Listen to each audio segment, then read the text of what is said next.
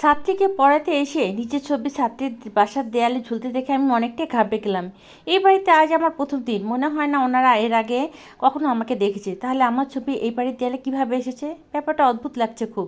অনেকক্ষণ হলো আমি এসে বসে আছি, কিন্তু আমার ছাত্রী অথবা বাসার কাউকে এখন পর্যন্ত দেখলাম না। আচ্ছা, আমি কি ভুল ঠিকানায় চলে আসছি? মনের মধ্যে হাজার প্রশ্ন ঘুরপাক খাচ্ছিল। এই শহরে নতুন এসেছে আসিফ, শহরে তেমন কিছু ভালো ভাবে চিনেও না। সে একটা বন্ধুর মাধ্যমে একটা টিউশনের ব্যবস্থা করলো, যাতে করে নিজের পড়াশোনার খরচ অন্তত বহন করতে পারে। কিন্তু এখানে এসে তার ঘটে গেল অবাক কাণ্ড। এই বাসায় প্রথম এসেছে সে। একজন ভদ্রমহিলার সাথে ফোনে কথা হয়েছিল, ঠিকানা তো এটাই ছিল। তাহলে বাসার সবাই কোথায় হারিয়ে গেল?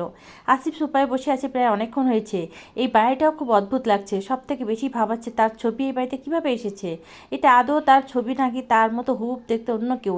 এসব প্রশ্ন যখন ঘুরপাক খাচ্ছে আসিফের মনে, তখনই একজন মহিলার আগমন ঘটে আসিফের সামনে। আসিফ ভদ্রমহিলাকে লক্ষ্য করতে বসা থেকে উঠে দাঁড়িয়ে সালাম দিলেন। মহিলা সালাম গ্রহণ করে আসিফকে বসতে বলে। তুমি কখন আসলে বাবা? জি আন্টি, অনেকক্ষণ হলো, বাসায় কাউকে দেখলাম না। আমি তো ভেবেছি আপনারা কেউ নেই। আসলে আমি একটা কাজ করছিলাম। আচ্ছা তুমি বসো, আমি গিয়ে নিঝুমকে ডেকে আনছি। এই কথা বলে ভদ্রমহিলা চলে গেলেন। অদ্ভুত লাগছে আসিফের কাছে। এই মহিলা আসিফকে দেখে তো তেমন কোনো রিয়াক্ট করেনি, অথচ এই বাড়িতে আসিফের ছবি। এখানে হচ্ছেটা কি? এর মধ্যে কি কোনো অজানা রহস্য লুকিয়ে আছে? কিছুক্ষণ পরে ভদ্রমহিলার সাথে আর একটা মেয়েকে নিয়ে আসেন। মেয়েটা দেখে আসিফ দাঁড়িয়ে যায়। এত সুন্দর মেয়ে! আসিফ যেটা কিছুতেই চোখ সরাতে পারছে না। বাবা, ও আমার একমাত্র মেয়ে নিঝুম, এবার ইন্টার ফার্স্ট ইয়ারে। তুমি দাঁড়িয়ে আছো কেন? বসো। আসিফ বসে পড়ে। ভদ্রমহিলা আর নিঝুমও বসে।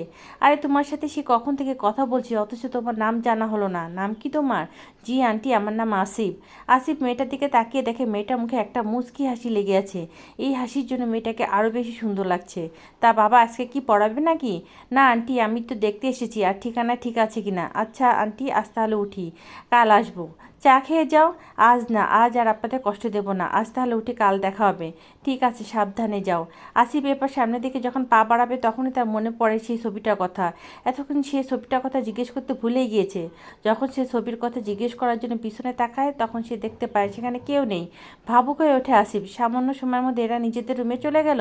মনে মনে ঠিক করে আগামীকাল এসে জিজ্ঞেস করবে। তাই সে ছবিটার দিকে এক পলক তাকিয়ে বাসা থেকে বের হয়ে নিজের বাসা থেকে রওনা হয়। রাস্তা দিয়ে হাঁটতে থাকে। হঠাৎ করে একটা কান্নার শব্দ ভেসে আসে তার কানে। সে চারদিকে একবার চোখ বুলিয়ে নেয়, কিন্তু আশেপাশে তেমন কোনো কিছু খেয়াল করে না। তাই আবার সামনে এগিয়ে যেতে থাকে। হঠাৎ আসিফের ফোন বেজে ওঠে।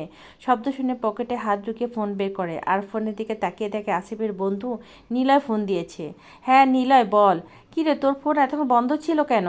কই, ফোন তো অফ ছিল না, মনে হয় নেটওয়ার্ক প্রবলেম ছিল। ও আচ্ছা, ঠিক আছে। তো ওখানে গিয়েছিস? হ্যাঁ, এখন বাসায় ফিরছি। তুই তাড়াতাড়ি করে বাসায় আয়, তোকে কিছু কথা বলার ছিল জরুরি। আমি বাসায় আছি, তুই চলে আয়। তারপর আসিফ ফোন কেটে বাসার দিকে চলে যায়। কিছুক্ষণের মধ্যে আসিফ বাসায় পৌঁছে যায়। আসিফ নিজের রুমে গিয়ে দেখে নিলয় বসে আছে। আসিফ গিয়ে নিলয়ের পাশে বসে। এতক্ষণ হেঁটে আসার কারণে সে কিছুটা ক্লান্ত হয়ে পড়ে। আসিফ ক্লান্ত মুখে নিলয়ের আসিফের দিকে এক গ্লাস পানি এগিয়ে দেয়। আসিফ কোনো কথা না বলে এক গ্লাস পানি খেয়ে একবার শেষ করে ফেলে। কী রে আসিফ, কী হয়েছে তোর? তোকে এমন দেখাচ্ছে কেন? আসলে রোদের মধ্যে হেঁটে আসার কারণে অস্থির লাগছে। আচ্ছা শোন, তোকে একটা কথা বলতে চাই। হ্যাঁ বল। এবার আসিফ ওখানে ঘটে যাওয়া সমস্ত ঘটনা খুলে বলে। আসিফের কথা শুনে নীলা কিছুক্ষণ চুপ থাকার পরে বলল, শুনেছি পৃথিবীতে নাকি একই রকম চেহারা 7 জন করে মানুষ থাকে, হয়তো সেটাই। কিন্তু তার মধ্যে